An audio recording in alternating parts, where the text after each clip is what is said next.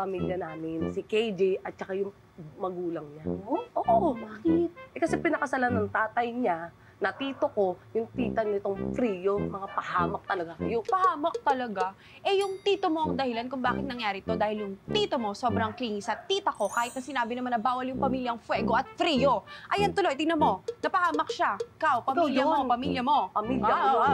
Frio, pangit. Asa pusa. Kamukha niyo nga, no?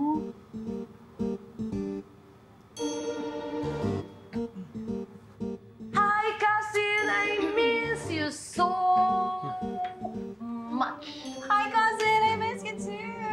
Kamusta ka naman? Hindi ko kayo na-miss. Ah? Palabiro talaga tong cousin namin. Cousin mo? Pero alam niyo, wala kayong dapat ipag-alala dahil okay ang health niya. Normal na normal. Talaga, no? Pero mas okay kung hindi na siya magpapagala-gala sa kalsada. Tama.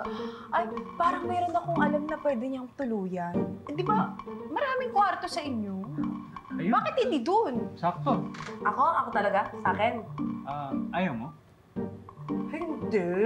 Wala naman ako sinasabing ayoko. Mas kailangan lang talaga nito kasi kulang sa pagmamahal na mag-isa lang sa buhay niya. Kasi ako may kasama, oh. So, sa'yo natitira si Kathleen? Sige na, please. Please, sige na. Please, para may matuluyan siya si Kathleen. Sige na. Pumayag ka na. Please. Sige na nga. Talaga? I'm so excited ako. Talaga? Oo, excited ako ba sa mamaya. Matulog ka din dyan sa amin, nalo ka din sa amin. Para maluwag na pala sa bahay ko. Pa-plastic nyo, porque nandito si Doc. Bait-baitan kayo. Diba, no, napaka-plastic? Ikaw yun, hoy! Ikaw yun! Water! Ikaw yun. Sige, tama na. Mabuti pa, Kathleen. Magpahinga. Pahinga na tayo, Dok. Pahinga na tayo, Dok. Alam mo, napaka-KJ talaga niya ni Kathleen Joy. Basiraan ba naman tayo kay Tristan? I know, right? Ako talaga, ha? Chill lang ako na tao. Chill. Pero talaga kanina nakita ko yung mukha niya. Sarap patulan. Kung wala lang yung bebe loves ko doon, na si Tristan, sinunog ko na kilay nun. Ako naman, piniriz ko na yung dila niya. Totoo. Pati na sila! Hindi ah! Mga Nay, magpapasko na rin. E di magbati na kayo. At isama niyo na si Kathleen Joy, please. Kasi kawawa naman. Kahit nasabihin nating mas malakas ang powers niya dahil sa pinagsanib puwersang Fuego at Frio, eh, wala naman siyang pamilya. Excuse me. Wala siyang powers.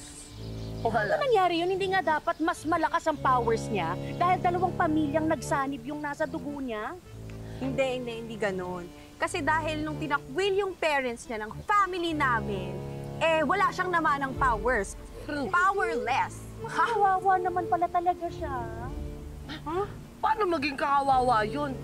Ha? Eh, pinag-aralan niya maging mangkukulam. Oo! Ay, naku, hindi niyo alam, no? Talaga? Oo! Ay, sinong teacher niya? Oh. Ikaw no! Ah! Hoy! Mangkukulam.